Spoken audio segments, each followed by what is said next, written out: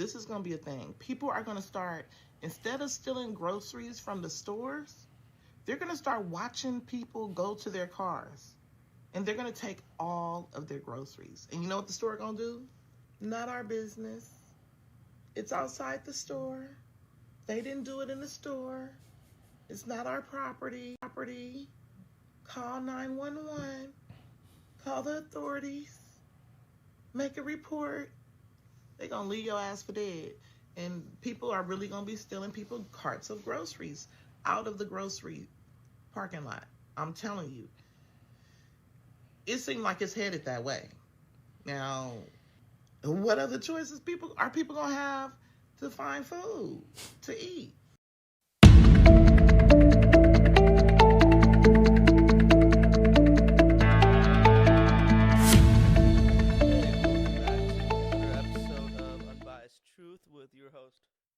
Branson Harper, and I'm here to talk about my second episode in the ongoing EBT and SNAP crisis that is continuing to unfold in this country.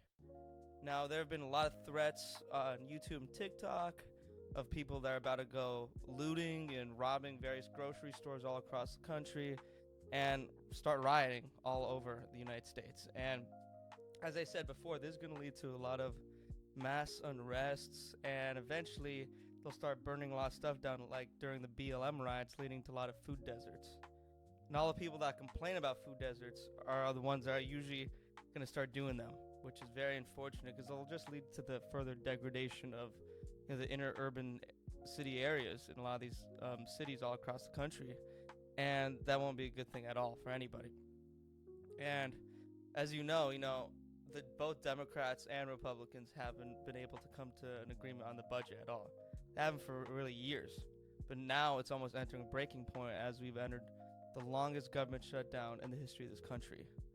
And, the budget hasn't been balanced for a very long time, and now we just increased a whole trillion in our debt in the last several months. We went from 37 trillion or 36.8 or something to 38 trillion in debt right now.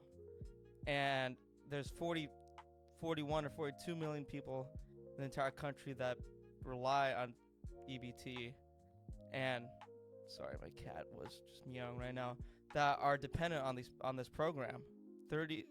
41 million people around the country, and we invest 100 trillion. One second.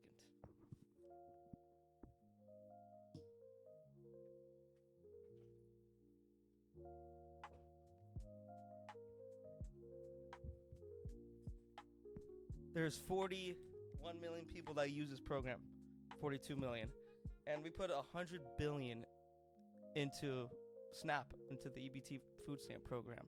100 billion. That's an enormous amount of money, and approximately at least 12 billion goes to waste due to fraud, waste, or corruption. 12 billion. Think of how much that is. We spend 100 trillion, or I meant to say 100 billion on the SNAP EBT program, and 12 billion goes to waste at least. That's an enormous amount of money.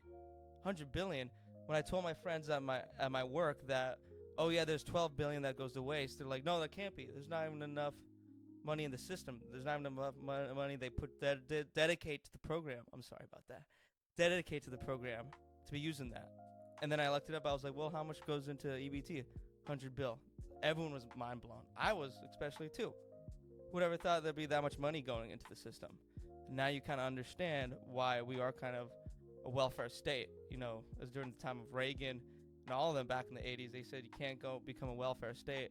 Look where we've become now, which is very unfortunate when you have a lot of people there that are hyper dependent on the system, and they almost have nothing to lose. They've just been grown to be accustomed to all these accommodations and stuff this entire time, while the taxpayers have been paying all this money to fund all these programs and stuff. And they've just gradually increased. And now we have several generations that have just suckled on the teats of all of this, and they're afraid to have their benefits stripped back. But at least back then, the United States could afford that when we were the strongest economic powerhouse in the entire world. Nowadays, things have changed greatly, We're 38 trillion in debt, as I already stated. We're seemingly increasing the budget all the time. And, the rise of BRICS overseas and stuff has destabilized the currency even more. And then by also the fact that the U.S. dollar itself has devalued by 12% since beginning of this year in January. 12%, the dollar's devalued. So that and the next trillion debt, things aren't looking too good for us. But anyways, back to the point that I was making about the SNAP program, is that I was talking to a friend the other day about how all this stuff is unfolding, and then we were going back and forth debating, and I was just saying how people waste money all the time, but they're very dependent on food stamps, like extremely. Like there was one video I saw on YouTube where it was like a lady that was going to she was shopping with her kid, and then the cashier in the line was like, "Oh, I love your nails and stuff. They're so beautiful. How much were they?" "Oh, $95. "Oh, well, they're great." Of course, she had her hair done up, face, makeup, everything. I think she even had surgeries on her and stuff like that. And then she's like, "Okay, well, how will you be paying, ma'am?" And she's like, "Oh, I got EBT right here." And the lady just like looked and yelled at her, and she's like, "So let me get this straight. You're on EBT, you're on food stamps, and you have enough money to spend to get like $95 nails, makeup, and like hair and everything, multiple times a week. That's insane. Why do we have to keep on funding this? We shouldn't have to, at all. And these days, we have to cut back to balance the budget before things all, fall down the poop hole." And, and then another person I was talking to who just he's on food stamps with his like kid, and he just received a little bit of money for, insurance, and he already spent it. Well, he already spent like several grand on it, on just like materialistic things. But he got two pairs of $900 shoes, Nikes, two pairs of $900 shoes, and then like a really nice like jacket and stuff like that while he's on food stamps. You almost can't make this stuff up.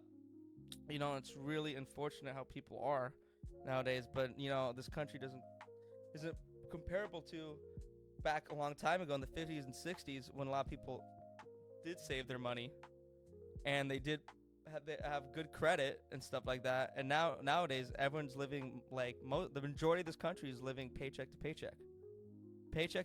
They have bad credit, and they don't make good financial decisions at all. They spend money and like a lot of these families, they'll have kids like an 11 or 10-year-old, and they'll have like the newest iPhone. Every year they upgrade the newest iPhone. How could you even possibly do that if you're on EBT? Well, everyone needs a phone. No. Not everyone needs a phone, especially a kid. But you don't need, if you're going to get one, you don't need to get the highest, the newest model and stuff like that, right? So, yeah. Another thing about all this is that the government has enabled this system to take hold. The government has enabled and built this system over time, and just like enabling people while it comes out of the taxpayer dime. And it doesn't even come out of the taxpayer dime. We just add it to the debt. So every time we just increasingly add it to the debt. And so we're like, oh, okay, yeah, I wonder how we just add another trillion to the deficit. Well, that's why. Like I said, my mind was blown when I discovered that.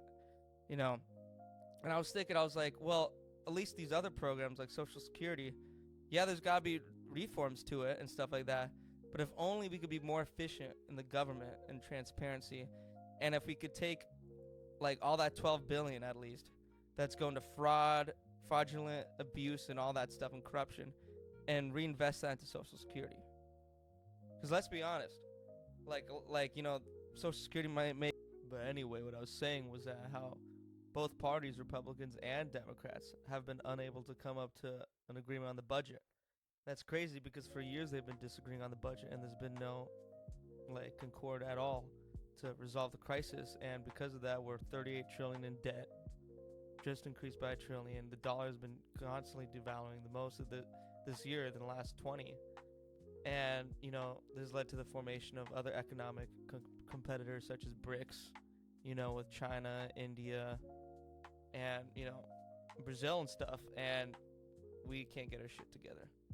which is really unfortunate, especially when you have programs like SNAP and EBT, which is, there's like at least 1.2 trillion in fraud every year. If we could only really just cut back on those expenses and be more efficient as a government, which is sadly say impossible. If you can only do that and say reinvest that 1.2 trillion into other things such as infrastructure or perhaps social security. The Republicans tend to always bag on social security all the time, but then they don't propose a solution for the most part. I agree that there definitely should be reforms and stuff, but the Republicans in the House and in Congress have been saying, oh yeah, we have to change social security, change it, but both parties have been using that as almost a hedge fund. They've been just digging into social security constantly and funding other stuff, such as wars like the Iraq war. They pulled out millions, perhaps billions of dollars to go do that. That really shows you what their priorities are.